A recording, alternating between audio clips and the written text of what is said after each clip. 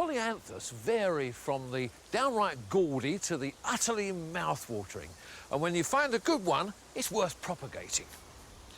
This one is the double Quaker's bonnet, which you may remember Richard Maybe discovered at Carol Klein's nursery a couple of months ago. I've had it in my garden for about 2 years now, and it's made a really nice little clump with lots of offsets on it. Now, what you do is to break up the clump a bit so you can separate each of these plants. You should be able to do it with your fingers. That's the sort of thing that you're after. And we should have quite a few plants on here. Now this is the hard bit, because you have to cut the leaves off down to about there, probably 2 or 3 inches. And that's the sort of thing that you're left with. Oh, that's a nice little collection of plants, and they can go out now into a nursery bed in a little corner of the garden, and they're just planted in round about 6 inches apart, I suppose, in rows. Give them a good watering in afterwards, and they'll soon get away, and they'll be ready for planting out in the autumn.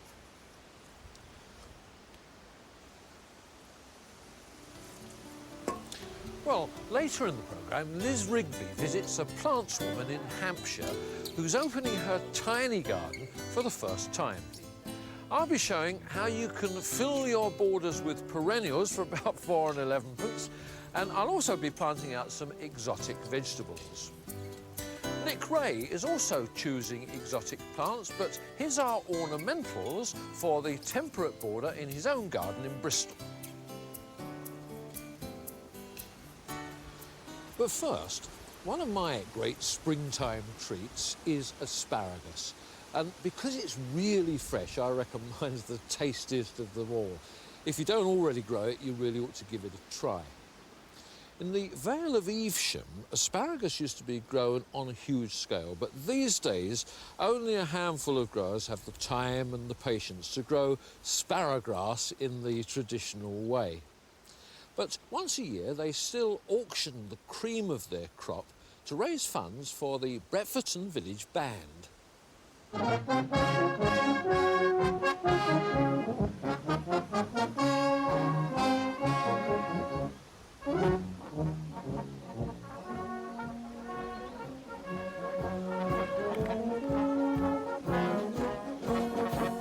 When the show comes in, we're looking for the real show quality. 12, 14 inches long you want them. You want a nice, very nice coloured one, nice close bud, you know, you want to get them more or less all the same. Think that's good enough for the show, Don? Oh, not early one behind you. What, this one? Oh, That'll do. Oh, my granddad was a very big Sparagrass grower. And then he was a tall man, big man, and his name was Bednall. And the Sparagrass was a lovely colour, the same colour as I've got today. And they called it Bednam's Purple Joint, and that's how it's got its name. This is the only show, as I know of, in the country, and it is of very high quality, grown in the old-fashioned way, and of course it makes it a unique occasion. Start me off, £2 anywhere, £2, £2, £2, £4, £5, £5 I've got. Is there £5.50, £5.50? £8, is there £8.50 anywhere? £8.50 anywhere? £8.50 anywhere? £8.50? £9 is the bid. Sold to the gentleman in the red anorak. Basically, it's quite a simple crop to grow. The main thing that you want to do, really, to ensure a good crop is to keep it clean. If you let it get fouled up with weeds and that, it soon deteriorates. Plant them from seed, and these some as I planted last year. They're just ready to plant. You can see this one is just striking, and it'll come bigger every year, and it'll get bigger and bigger till it gets a normal size of cutting. Framing well. That's it, how it goes.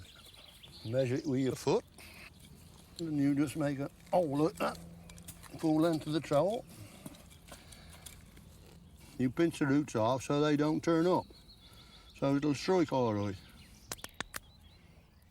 You measure it, that one is the right length for your hole up. Your crown's on the top. That one should strike, it should grow, that one.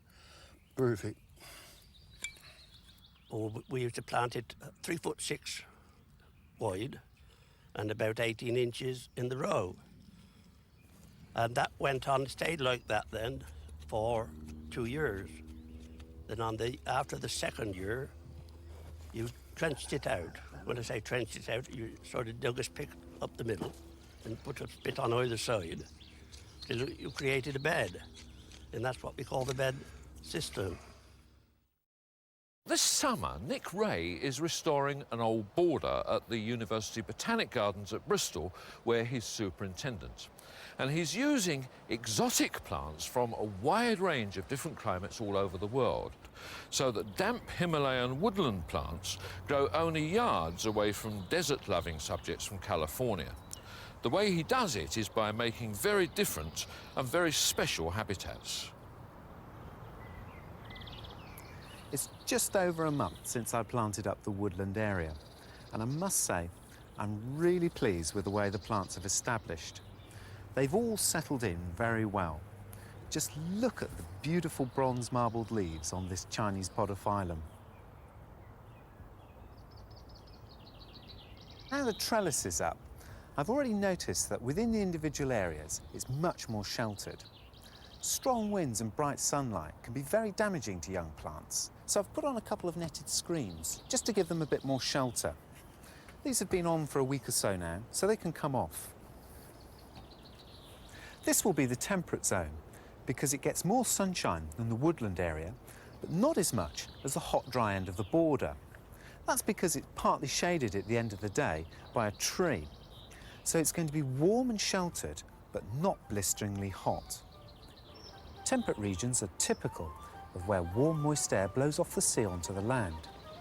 These regions are found around the world, from New Zealand and Tasmania to the coasts of Chile and North America, and of course here in the British Isles due to the Gulf Stream. But British winters tend to be much colder, so plants from those other regions do need a sheltered position and sometimes extra winter protection from frost in order to grow well. I've planted this New Zealand carry tree and the Brazilian abutilon right up against the wall. The wall absorbs the sun's heat during the day and then radiates it out at night. It's just like giving the plants their own storage heater, and that's going to be very important if they're going to survive the winter months. This Himalayan agapetes will also benefit from the warmth of the wall. But during summer, it needs some shade. So that's why I'm going to plant it here in the dappled light provided by these existing shrubs.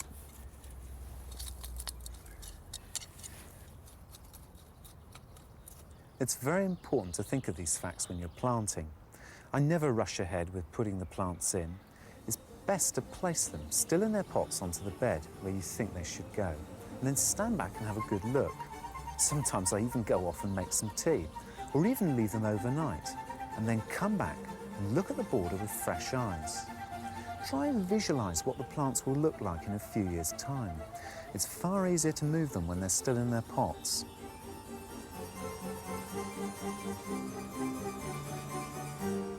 In a mixed border like this, it's very important to have the right ratio of evergreens and deciduous, shrubs and herbaceous. For evergreens, I prefer to use trees and shrubs and not conifers because I think they would look out of place here. I want there to be shape and form to the border, even in the depth of winter. So I've planted this New Zealand pittosporum, which has these wonderful dark glossy green leaves and stems that are black in colour. In the centre of the border, there's an azara from the Andes of Chile, sweetly scented flowers in early spring, great for the bees. But one of my favourites as the pineapple-scented sage. It's a tender perennial, but I normally grow it as an annual, taking cuttings of it during the autumn months. It has pineapple-scented apple-green leaves and later on in the summer, red tubular flowers, which it will produce right up until the first frosts. Before planting this bed, I dug in lots of garden compost in order to improve the soil. But for this pineapple sage, I'm not going to add any more additional fertiliser because I don't want the plant to put on too much soft growth. I want it to be grown hard. That way, it'll be more able to withstand any rough weather. The same applies for many of the plants in this bed. Unlike herbaceous perennials, they don't require a rich soil. And I'm mulching with leaf mould because it's not as strong as farmyard manure.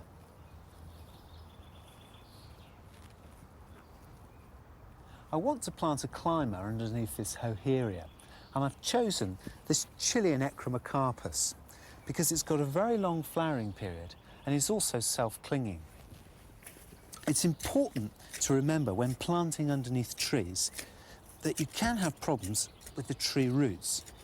So it's best to plant a little away from the base of the trunk. Now, until the climber's established, it's going to compete for moisture with the tree roots. So I'm going to have to water both of them in thoroughly until they've settled in and got established. Now, it's important to tie climbers in, otherwise the wind tends to blow them about and they never really start to cling on. I'm really pleased with the way things are looking in this part of the border, but I need to start planting in the next section. That's the hot, dry end to the border, where there'll be plants from the heathlands of Australia, the Cape of South Africa, and ones like this Vermontodendron from California.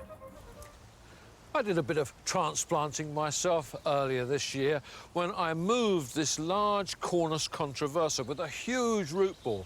Well, it's now well established and growing away, so it's obviously one I got right. And when I planted this end of the border, I thought carefully about it, and I restricted the planting to all the dark purples, the blues, the deep pinks, and just a touch of orange to set it off. Now, many of these plants were raised very cheaply from seed. Things like the Camasias took 3 years before they produced a flower, but it's still great fun, and they're beginning to produce seed pods now, so I should be able to start again. The iris chrysographies will flower in a year if you're lucky, and it's well worth waiting for anyway for those almost black blooms. And the Aquilegias are quick too. Now, these are species, so they'll come true to type, but with the lupins, it's a very different story. They're hybrids, so when you sow the seed, you have no idea what colour the flowers are going to be when they come up. So if you're planning a border like this, what do? Well, it really couldn't be simpler. You need no special equipment, just a little bit of space, and they can all be sown in the open ground. All you do is just to scratch a drill like that, not too deeply, and then sow into it. Now, I'm sowing lupins, but there's a whole range of perennials that you can sow like this, so just have a look in the seed catalogue or down at the garden centre. Sow them nice and thinly and then just cover over with your hand and pat them down. And of course, don't forget to put your label in and they'll soon be through. Now, when they do come through and they're big enough to handle, they will need to be transplanted to something like 6 inches apart, and then they can be put out in the border in the autumn. But of course, that does take up a bit more space. And if space is really limited, well, there is another way. You only need a tiny corner of the patio if you sow in these plastic modules. and you sow 1 seed per cell, or if the seed is tiny, just a small pinch in each cell. And you can grow, say, just 1 variety per cell, like these Aquilesias, or several different varieties. They are a little bit tricky to water, so the answer is to put them onto a bit of Hessian sacking or old carpet underfelt and make sure that that's kept moist. And then they'll grow on to produce perfect little self-contained root systems like this. And they can be potted on, and if you pot them on until they reach, say, an 8-inch pot, then you can wait until they flower before you plant them out, and you'll know exactly what you're doing. And I reckon that this one is absolutely perfect for my pink and purple border. Well, now is an ideal time of the year for visiting gardens that are open to the public. As well as looking at the plants, you can pick up some useful tips and ideas too. And I'm amazed by the enormous variety of gardens that are open. And they don't have to be big or well established to be interesting, as Liz Rigbey discovered. When the builders finished work on this housing estate in Eastleigh, Hampshire 15 years ago, they left behind them a gardener's nightmare. But at that stage, Sue Ward wasn't a gardener. We had no topsoil whatsoever. It was right down to the subsoil, which is a very, very heavy clay. And so we decided to lay it straight to lawn. Had no idea the problems we were going to create for ourselves, but we wanted it down for the children, and so we went ahead and did it. The first 10 years we were here, we had terrible, terrible problems with drainage, and every winter we would flood, and anything that I had tried to plant would just die. Just basically the roots would dry. Someone suggested to me that I raise the beds.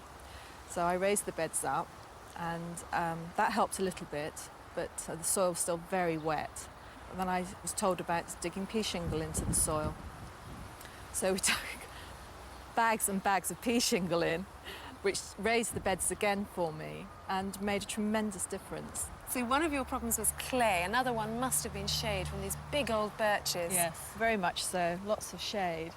A couple of years ago, the garden shed and the compost bins were down here, and we had to move the shed, and when I saw the space, I decided to make a little shade garden, a little secluded shade garden. I started off with lots of grey plants, which was completely the wrong thing to do, so I had to scrap that and change to gold leaf plants and white flowers and pale yellow flowers. So you were trying to get a bit of colour and light into the shade. Yes, I wanted you to come in and you know, hit you, sort of the bright golds. So that's what we did, and I think it's worked quite well.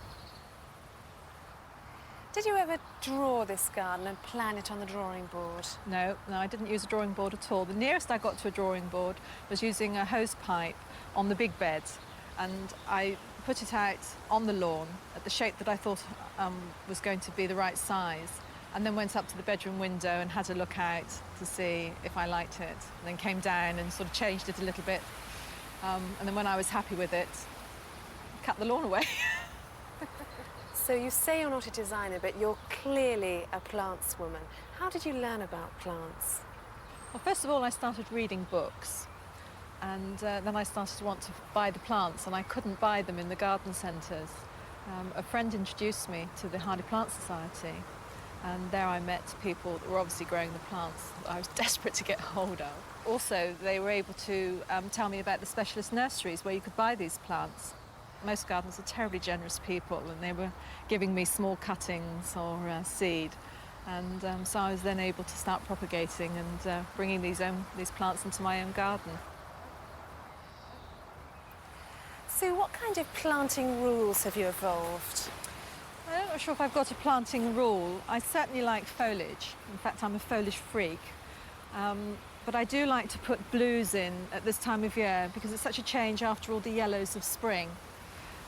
And I'm certainly very fond of the dark foliage plants. I also like the astrantias. They sort of just gently pick up the dark purples of some of these plants here.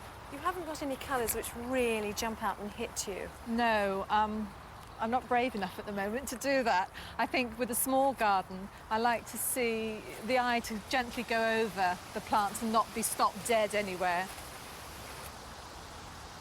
What about these shrubs? Do you find that you're forever cutting them back in a little garden? Yes, I mean, at this stage early on, because I've only been going for 5 years, I haven't had to prune very hard, but I know that I'm going to have to make sure that I prune on a regular basis to keep them to the size that's in keeping with the size of the garden. How long have you had the pond? Well, we put the pond here 5 years ago, and it's worked very well. I've been able to grow quite a wide range of bog-loving plants, even though I'm not actually in a boggy area. I haven't got any plastic underneath here, but because the soil is so heavy, and I put lots of compost in it, I can actually keep the plants alive. And this is where it all happens in here. This is the engine room. Yes, it is. I try to grow as many cuttings as I can, and friends let me take things from their gardens. And the seed come from my own garden and also from the HPS list. And one of the joys is this particular plant, which is fairly new in the country. It comes from New Zealand, and it's an annual, and I'm hoping to be able to propagate it and get it spread about. There's a lot of effort here. Why do you do all this? Well, mainly I enjoy growing the plants, but also I've decided to have the garden open now, and lots of people want to buy the plants that they see growing in the garden, so it's nice to be able to have them there so people can buy them if they want to.